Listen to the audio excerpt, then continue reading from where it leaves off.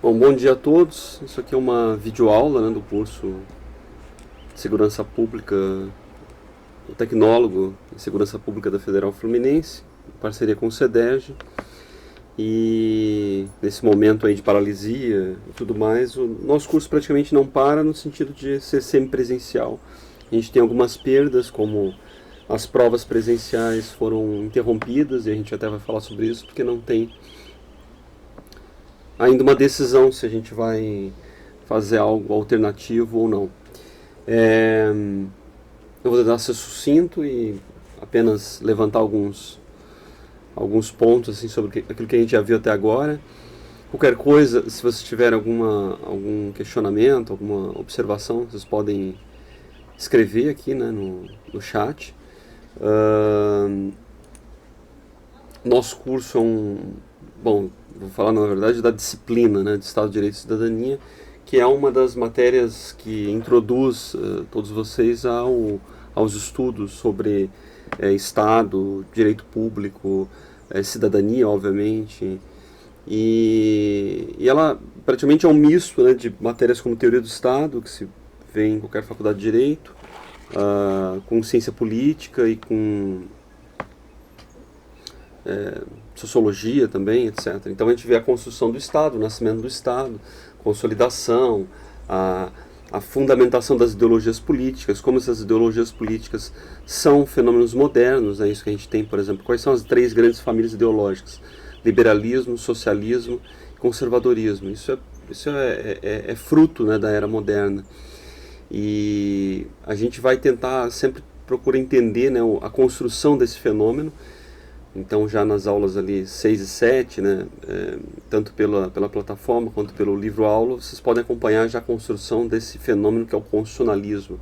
Então nós nos baseamos, né, na Constituição. Eu até vou tentar fazer um exercício de a gente analisar esse fenômeno aí do coronavírus com base nisso que a gente já aprendeu das aulas, né, desse fenômeno todo. Então a gente vai tentar deixar isso para a terceira parte. Mas primeiro, realmente reforçar aquilo que a gente já viu, né, no curso, aquilo que vocês podem acompanhar, né, pelo livro-aula, pela plataforma e tudo mais. Tem aqueles 2 fóruns, né, que nós deixamos e teve umas participações bem interessantes. Inclusive, sobre eles eu vou falar também um pouco depois, porque eles têm a ver com a prova presencial, sendo ela presencial mesmo, as coisas voltando logo, ou sendo adaptadas, né, em uma atividade à distância. Mas primeiro, então, a gente pode falar um pouco desse conteúdo que a gente já viu até agora. Então a ideia foi repassar ali no livro-aula, né, o caráter bastante complexo do estudo da política, do direito público, né, desse fenômeno de construção do Estado, porque o Estado tal qual nós temos hoje é um fenômeno moderno, não é um construto que nós sempre tivemos. Se a gente for encontrar em vários livros, existe a palavra Estado desde a cidade-estado grega, né? Mas o Estado com E maiúsculo, tal qual nós temos hoje, que essa instituição concentradora de poder, é um fenômeno recente. Recente que eu digo que ele começa a ser melhor desenvolvido do século XV, XVI para cá. Então, dentro de toda a cavidade da história humana, é um fenômeno recente, um fenômeno que conseguiu se constituir como uma instituição concentradora de poder. Então ela vai eliminando os seus rivais, né? Por exemplo, eu fiz parte daquilo que eu estudo, né, em ciência política a respeito da secularização. O que é secularização? Secularização é a saída da religião. E a saída da religião ela implica em um embate da política com a religião, precisamente do Estado com a igreja, particularmente a Igreja Católica. Então há um processo de embate dessas instituições, isso se dá sobretudo no século XIX até meados do século XX, em que há uma tentativa de expurgar a centralidade da vida política baseada na religião. Então havia uma série de preceitos que entravam mesmo dentro da política, que eram, na verdade, do domínio religioso. Isso vai sendo secularizado, vai sendo retirado da figura religiosa e vai sendo passada para a figura política, né? Por exemplo, uma série de leis, isso acontece com uma série de leis. Até 1916, ou melhor, até 1890, quando há o fim do padroado no Brasil e há um processo de secularização, de separação igreja e Estado, ali é o decreto de separação, até então a regulação do casamento no Brasil era segundo as constituições primeiras do arcebispado da Bahia, porque na verdade o casamento não existia casamento civil, todo casamento era religioso. Ah, mas se um protestante fosse casar com uma católica ou dois protestantes, tinha que pedir concessão para o bispo católico, mesmo dentro do Estado brasileiro, porque a religião era oficial. Enfim, isso é para mostrar que na verdade o Estado tem outras instituições que giram em torno dele, mas há um processo quase inexorável de concentração de poder. Então a gente percebe isso ao longo do né, desse processo histórico que a gente vai observando, né, a gente tenta trazer isso ao longo do livro, e no meio disso tudo as disputas políticas vão sendo mais acirradas, e aí surge o fenômeno das ideologias, né? A primeira ideologia moderna, e aqui centra fogo no sentido de instituir um sentido da vida moderna, é o liberalismo. Na verdade, tem o liberalismo que pauta, na verdade, todas as discussões, o conservadorismo tenta frear e o socialismo tenta avançar. Aí, fora disso, tem outras coisas, né? Tipo, se você falar em algo reacionário, em alguma medida, é algo que até questiona todo esse cabedal aí. Mas, fruto dessas perspectivas ideológicas modernas, há uma série de outros subideologias ou ideologias que decantam, né, dessas três principais: nacionalismo, ambientalismo, até mesmo esse fenômeno, né, de lutas LGBT e tudo mais. São ideologias, de alguma maneira, que estão no meio ali entre liberalismo, socialismo, outras são mais conservadorismo e tal, fascismo, essas coisas. Enfim, essas coisas se misturam, né? Ou melhor, elas têm os seus lugares, mas elas estão dentro do mesmo pacote, em geral, das ideologias políticas modernas.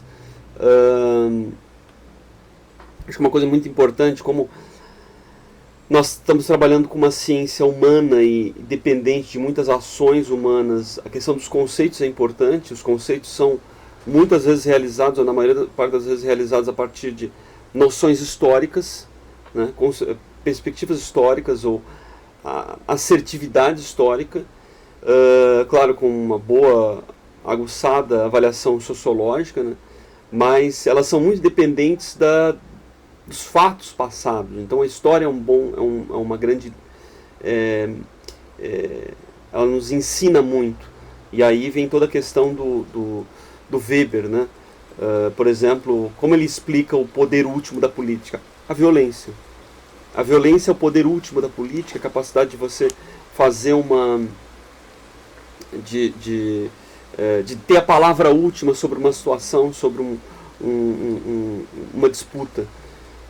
Isso explica a construção do Estado moderno, que o Estado moderno foi o mais bem sucedido em ter um monopólio da violência legítima, né? Por isso que a gente fala assim, quando a gente observa a crise a ausência de autoridade do Estado, exatamente a ausência de autoridade, a ausência de condições de exercício desse monopólio, porque o monopólio ele faz com que não tenha concorrentes, você tem que eliminar os concorrentes. Isso explica essa construção do Estado, né? Então esse é um dos pontos mais importantes assim, nesse aprendizado todo. Existem elementos, né, fundamentais que explicam o nascimento do Estado, por exemplo, soberania, centralidade burocrática, chancelaria, você tem um povo, tem uma nação, né? E aí a gente assiste também a explicações sobre o desenvolvimento dessa concentração de poder, né? Então tem até uma imagem importante no livro, que a gente também traz na plataforma, que é a do Leviatã, por exemplo, que é uma expressão muito forte, muito cara, dessa concentração de poder. em que o povo se coloca dentro do corpo do Leviatã, né? E reconhece aquilo como legítimo. Então, delega o indivíduo lança, né, para o centro político os seus anseios por segurança. A palavra central aí é essa. Bom,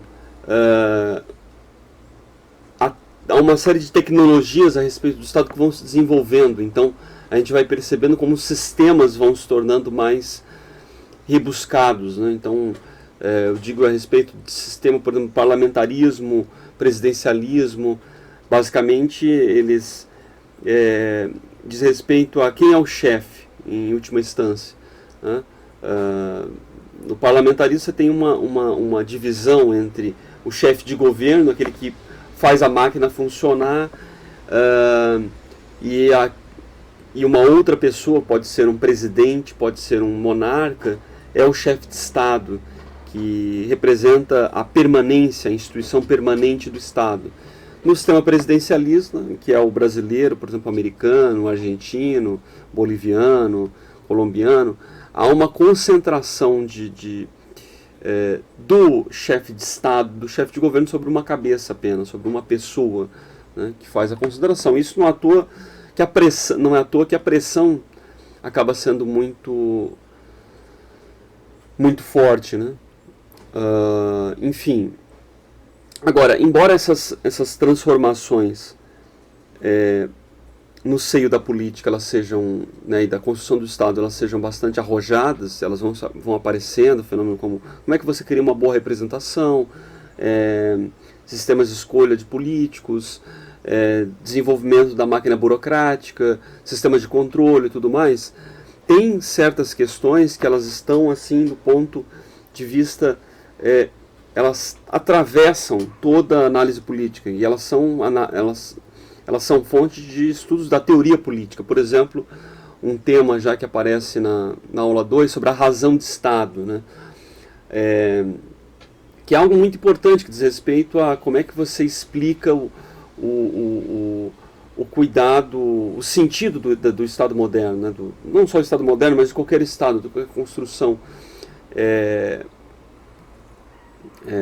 soberana, né? É uma justificativa para essa construção soberana. Então você vai...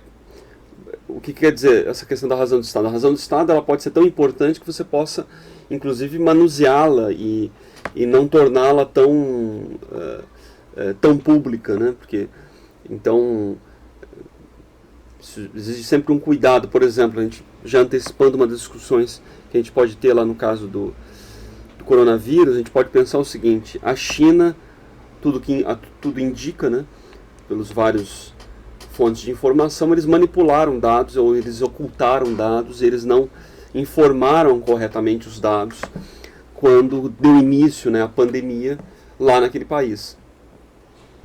Alguém pode dizer o seguinte, ou até um amigo fez essa discussão, essa abordagem: olha, todo país, quando tem algum problema desse sentido, seja uma emissão atômica, seja um caos que vai explodir, vai repercutir no mundo, por uma razão de Estado, segura algumas informações, analisa, vê o que é importante soltar ou não, e tenta controlar aquela situação. Isso pode ser uma justificativa para os chineses, né? Para dizer o seguinte: provavelmente eles sabiam que ia acontecer, mas inclusive talvez tenham até feito uso disso, entendeu? Para eles até é importante, né? Antecipando um pouco essa paralisia econômica. Inclusive eles já voltaram praticamente, estão comprando tudo. Enfim. Mas, então a gente procurou apresentar, né, uma série de fenômenos a respeito do Estado. Um parênteses aqui, que esse livro deveria ser revisado já, tem coisas que a gente precisaria fazer uma alteração e tudo mais, mas no grosso ele tem uma boa...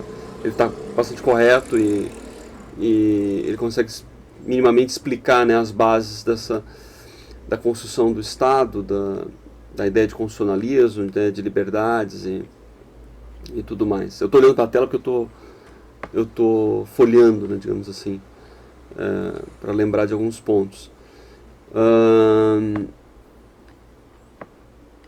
Bom, eu vou tentar trazer um pouco mais algumas...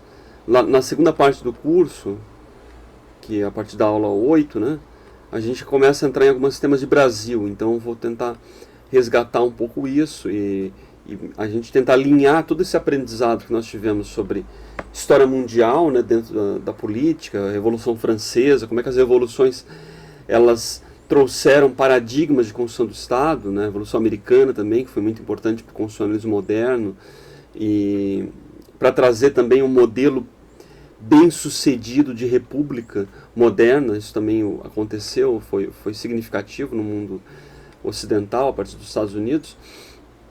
Mas o que a gente acaba fazendo na segunda parte é tentar trazer toda essa discussão um pouco para a seara assim, de Brasil, né? Como eu tinha dito, se vocês tiverem alguma dúvida assim, pontual sobre alguma aula, li alguma coisa, vocês podem comentar aqui e eu tento responder. Há uma diferença que também a gente tenta marcar entre Estado e nação, porque, como eu falei, Estado é uma construção moderna, é uma tecnologia de organização humana. A nação é algo que envolve muito mais aspectos culturais, digamos assim, religião, e há várias nações que não têm Estado. Ao longo da história mundial nós tivemos exemplos de nações que sobreviveram sem Estado. Tem toda uma discussão sobre Israel, mas um outro exemplo é a Polônia. Durante parte da Idade Média, a Polônia estava dentro do reino da Lituânia.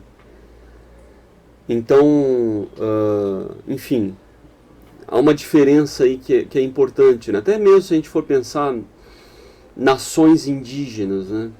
Um pouco mais complicado aí, mas também pode-se pensar que estão dentro de um outro estado, né?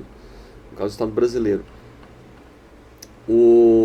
Enfim, então sobre essas questões em geral teria muito ainda a comentar. A gente poderia falar de cada trecho aqui do livro, e tem algumas recomendações importantes, né, de vocês assistirem, acompanharem. Por exemplo, Ivan, o filme, né, Ivan o Terrível, é interessante para entender de forma assim, bastante cruel e bastante forte esse movimento de concentração do poder. Isso é bem explicado nessa obra-prima aí do cinema russo, né, soviético, Ivan o Terrível. Aí, como eu estava falando, as revoluções foram importantes, né, porque a revolução também tem um fenômeno muito, muito, muito impactante para nós, que a gente percebe agora, como uma revolução ela acelera o tempo. E um dos mecanismos de transformação que a gente percebe na era moderna é a aceleração do tempo. E isso acompanhou também esse processo de ampliação e concentração de poder do Estado. Nós temos uma percepção de tempo que é muito diferente de outrora, né?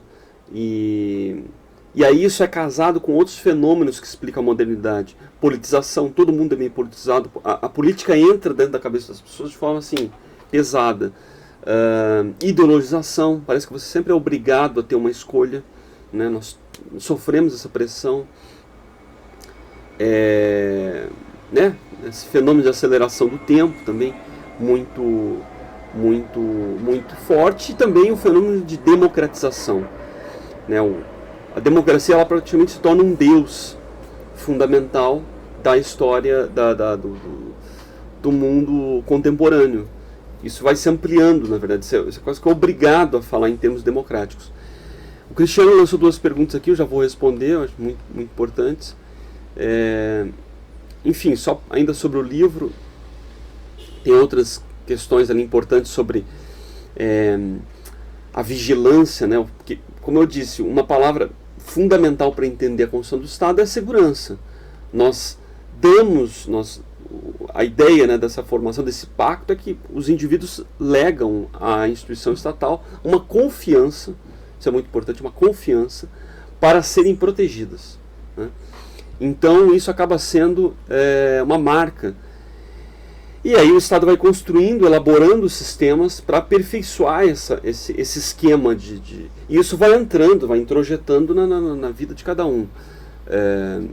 Tem alegorias dentro da literatura que demonstram isso de forma mais enfática, né? Quem, por exemplo, leu Admirável Mundo Novo, do Aldous Huxley, ou George Orwell, 1984, existe o filme também, isso fica bem identificado.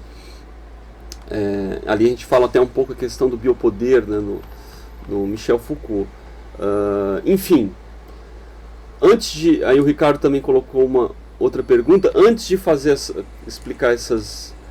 dessas 3 questões aqui, que eu vou falar uma por uma, só a respeito da prova presencial, que a gente não sabe se vai ser adaptada para a distância ou não, vou ver, a gente está vendo ainda com a coordenação, mas basicamente eu já tinha gravado vídeo sobre isso. Tá? Uma questão é sobre aquele fórum, a gente fez a discussão entre a atuação policial, né, entre a discricionariedade e a apreciatividade. E a outra questão é sobre um outro fórum também, sobre as fissuras do Estado moderno.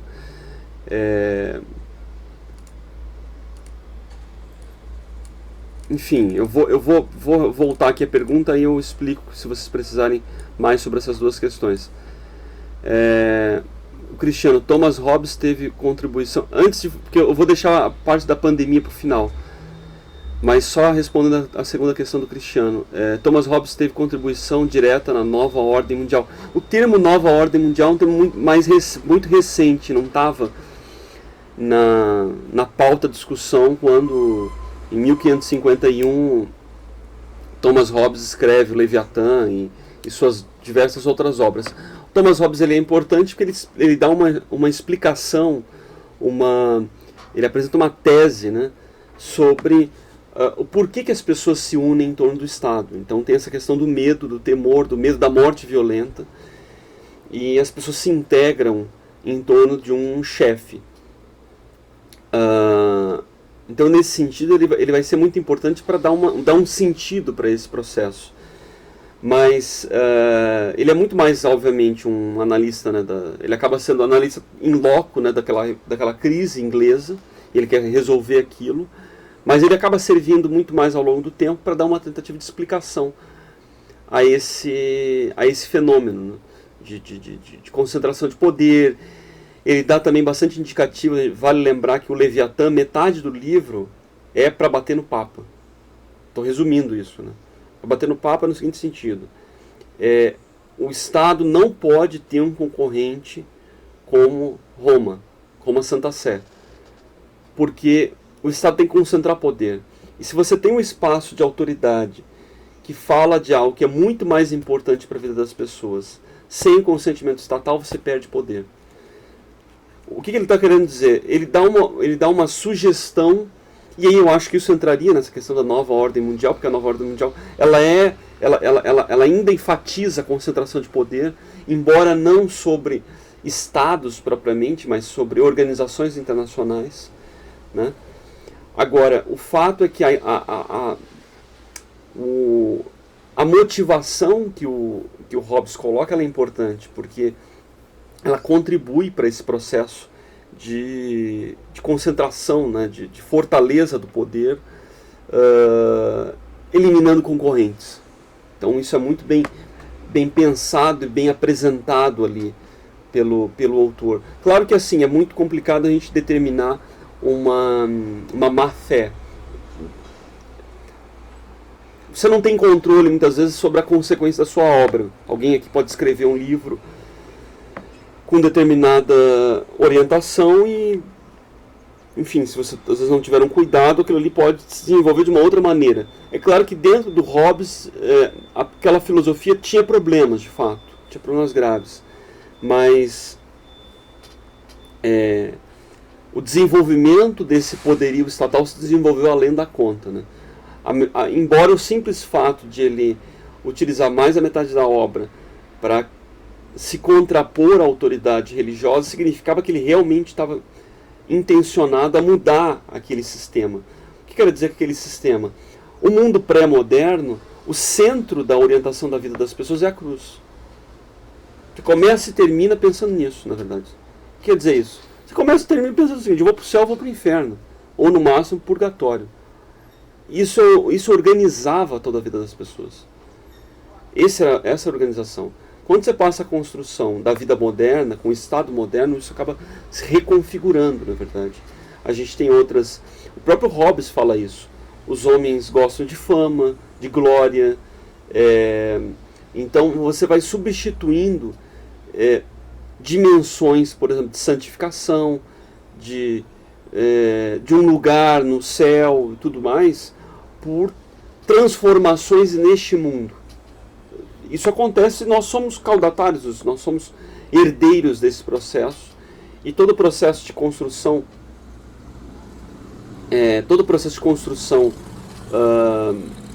digamos, moderna, ela responde a isso, né? Economicamente, ideologicamente e tudo mais.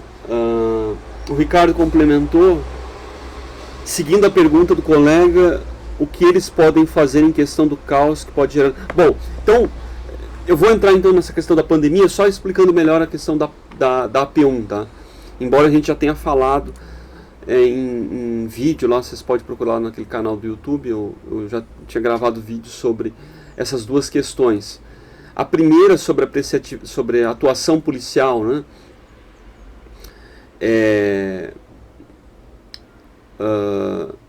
Aí a gente fez um fórum comparando assim, a ação discricionária, o ato mais voltado para algo discricionário, e uma discricionariedade mais voltada para a apreciatividade constitucional. O fato é que, realmente, se a gente for pensar em atuação, tipo, uma coação, né, dentro do direito administrativo, igual a gente pode estar tendo agora, né,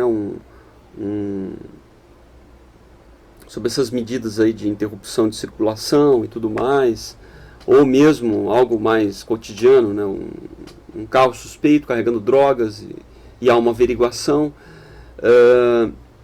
Aí uma questão é se aquilo tem mais a ver com uma discricionariedade ou uma apreciatividade policial.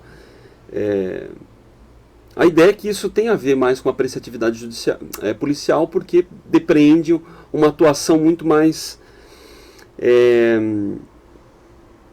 quase que sensitiva, né, da atuação policial naquela circunstância. Eu acho que eu tinha até comentado de um livro, um dos livros, outros artigos também, que a gente tinha falado, né, a respeito. Isso aqui é organizado pelo professor André Sadi, né, sobre discricionariedade policial, e traz um monte de vários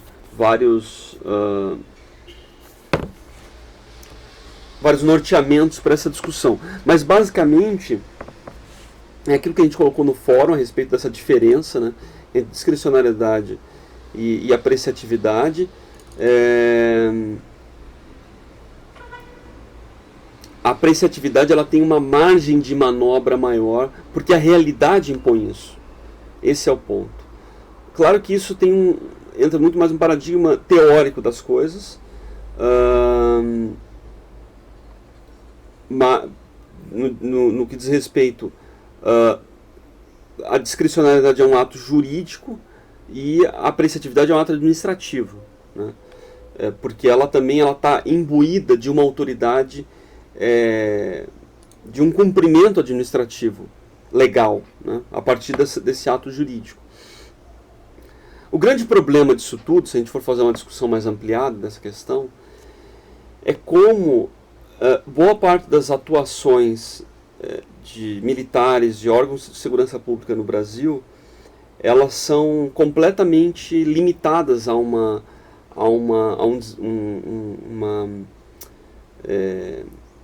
como é que eu posso dizer? Há uma liberdade de disposição dos agentes. E isso já começa na centralidade política, na verdade na Constituição. Porque já de cima, do alto, não há disponibilidade para uma atuação, digamos, discricionária em situações excepcionais. E é muito curioso porque um policial na rua, ele lida